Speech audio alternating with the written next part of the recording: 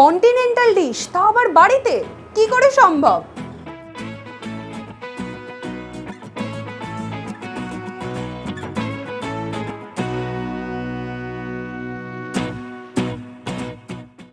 Hello and welcome back to our channel Bangali foodies. আমি অভিরূপা নিয়ে চলে এসেছি আরও একটা নতুন ভিডিও। দেখো, রেস্তোরাঁয় বসে যে কোনো কন্টিনেন্টাল ডিশ খাওয়া কিন্তু বেশ খরচ সাপেক্ষ, তাই না? তাই আজকের এই ভিডিওটা বেশ কিছু স্পেশাল হতে চলেছে। কেন স্পেশাল হতে চলেছে? তার কারণ আজকে মায়ের হেসেলে তৈরি হবে কন্টিনেন্টাল ডিশ। কি তৈরি করছি সবটা শেয়ার করব তোমাদের সঙ্গে, কিভাবে তৈরি করব সেটাও শেয়ার করব তোমাদের সঙ্গে। তার জন্য কি করতে হবে, ভিডিওটা স্কিপ না করে লাস্ট পর্যন্ত দেখতে হবে। চলো তাহলে সময় নষ্ট না করে ভিডিওটা শুরু করা যাক। Let's start.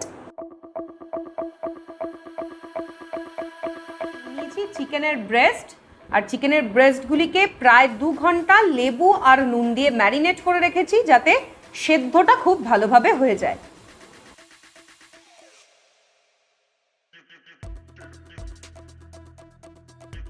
তো গার্লিক বাটার বানানোর জন্য প্রথমে আগে আমুল বাটার নিলাম। Amul butter 4 piece chicken breast রয়েছে, তার জন্য নিয়ে নিতে হবে 4 পিস চিকেন ব্রেস্টে দেওয়ার মতো করে প্রায় 4 চামচের বড় বড় চামচ আগে বাটারগুলো নিয়ে নিতে হবে প্রথমে।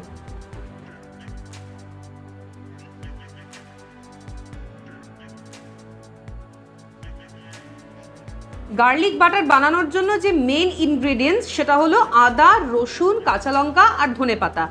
এই কটা ইনগ্রেডিয়েন্টসকে মিক্সিতে দিয়ে ভালো করে পেস্ট বানিয়ে নিয়েছি। এবার এটা চলে যাবে মাখনের মধ্যে। এই যে পেস্টটা দিয়ে দেবো মাখনের মধ্যে। 4 চামচ মাখন নিয়েছিলাম, তাই 4 চামচ মাখনের মধ্যে দিয়ে দিতে হবে এই 4 চামচ গার্লিক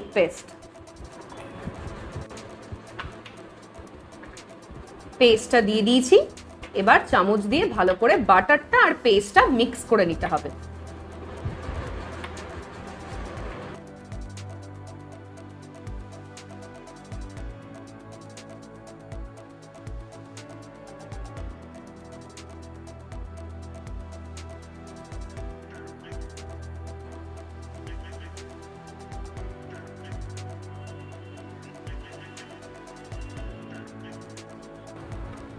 গার্লিক বাটার পেস্ট সেটা দিয়ে দিলাম। এই যে চিকেনের ব্রেস্টগুলো রয়েছে ঠিক মাঝ বরাবর, বেশি ছড়াবো না, মাঝ বরাবর দিয়ে দেবো এই বাটার পেস্টটা।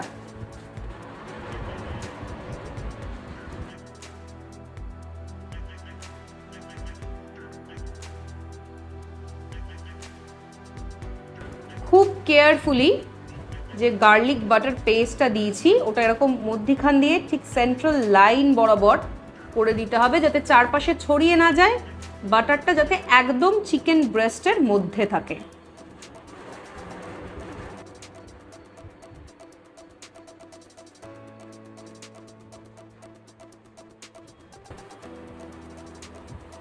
গার্লিক বাটার পেস্ট চিকেন ব্রেস্টগুলোর মধ্যে দিয়ে দিয়েছি। এবার খুব সুন্দর করে, খুব কেয়ারফুলি চিকেন ব্রেস্টটাকে মুড়িয়ে নিতে হবে, যাতে একদম ভেতরে যে পুরটা আমরা দিলাম সেটা যাতে খুব সুন্দর করে থেকে যায়।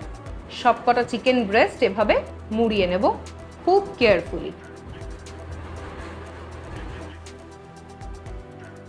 গার্লিক বাটার পেস্ট দিয়ে চিকেন ব্রেস্টগুলোকে মোড়ানো হয়ে গেছে।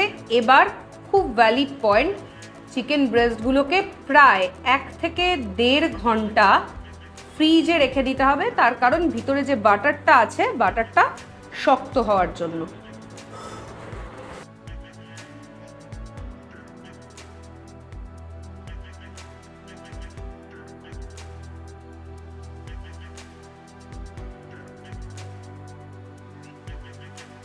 কোটিংয়ের জন্য নিয়ে নিয়েছি বিস্কুটের গুঁড়ো, এই দিকে আছে আমার ময়দা, আর ডান দিকে আছে আমার 4টে ডিম। চিকেন পিসগুলোকে নিয়ে নিলাম। এবার ম্যারিনেট করতে হবে। ময়দার মধ্যে আগে লাগিয়ে নেব চিকেন পিসগুলোকে, যে ব্রেস্টগুলো নিয়েছি। ভালো করে ওপরে আগে ময়দার কোটিং করব, কোটিংটা ভালো করে করে নিতে হবে।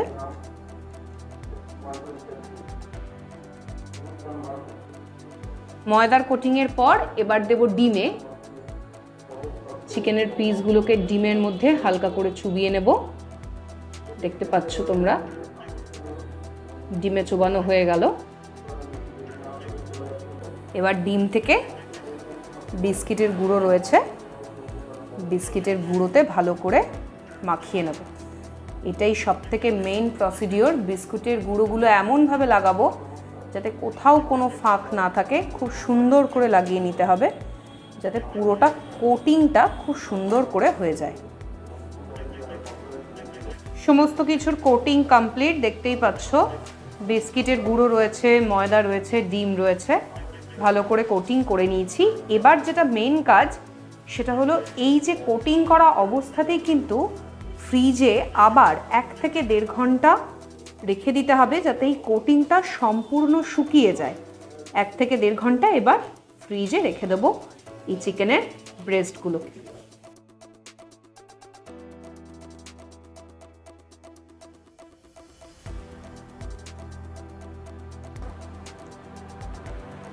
কড়াইতে দিয়ে নিলাম সাদা তেল।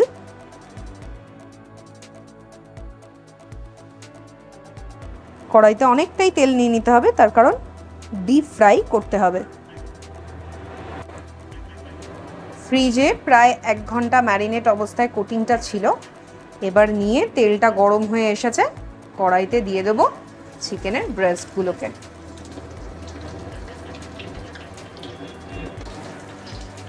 চিকেনের ব্রেস্টের সাইজগুলো যেহেতু বেশ মোটা, ফলে কড়াইতে কিন্তু একসাথে দুটো দেওয়া যাবে না, একটা একটা করে দিয়েই খুব ভালো করে প্রথমে লো ফ্লেমে, তারপরে একটু চড়তি আঁচে ভালো করে ভেজে নিতে হবে।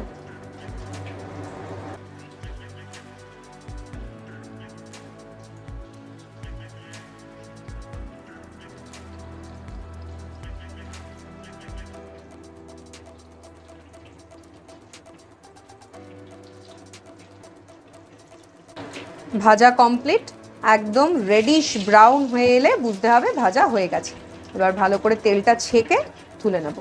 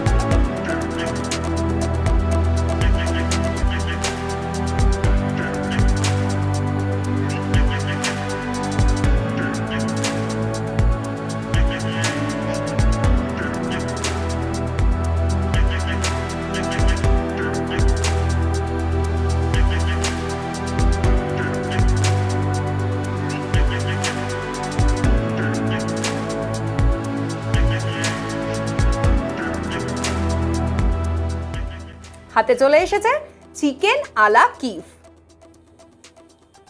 জাস্ট দেখো, ওফ, আমি একটু ভাগ করে নিয়েছি, অত বড়টা মুখে ঢুকতো না।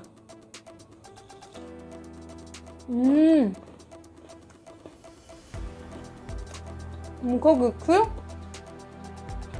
আর টুলটুল করে গোলে গোলে মাখন পক্ষে অসাধারণ। চিকেন আলা কিভের প্লেস অফ অরিজিন হচ্ছে রাশিয়া। আর এই চিকেন আলা কিভ মূলত ট্র্যাডিশনাল খাবার কিন্তু ইউক্রেনের। আর এই খাবারটার সবথেকে বেশি প্রচলন আছে হলো পোস্ট সোভিয়েত যে কান্ট্রিজ, সেই সমস্ত কান্ট্রিজগুলোতে।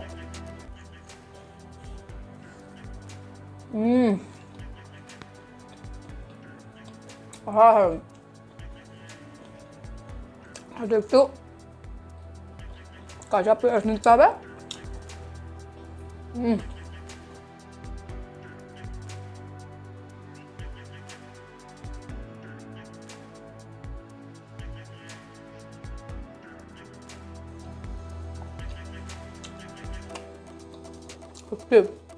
কোনো কথা হবে না। কেমন লাগলো আজকের এই ব্লগ অবশ্যই কিন্তু জানিও আমাদের। আর ভিডিওটা ভালো লাগলে অবশ্যই ভিডিওটা লাইক করো, শেয়ার করো, আর কমেন্ট বক্সে জানিও তোমরা এই ধরনের ভিডিও তোমাদের কেমন লাগছে। আর হ্যাঁ, চ্যানেলটা প্লিজ সাবস্ক্রাইব করে দিও। ডান দিকে থাকা যে বেল আইকন সেটাকে কিন্তু প্রেস করতে ভুলো না, তাহলে এই ধরনের স্পেশাল আরও নানা ভিডিও পৌঁছে যাবে তোমাদের নোটিফিকেশনে। আজ তাহলে আসছি, ভালো থেকো। ততদিন আবার নতুন কোনো ভিডিও নিয়ে বাঙালি ফুডিজ হাজির হবে তোমাদের কাছে। টাটা।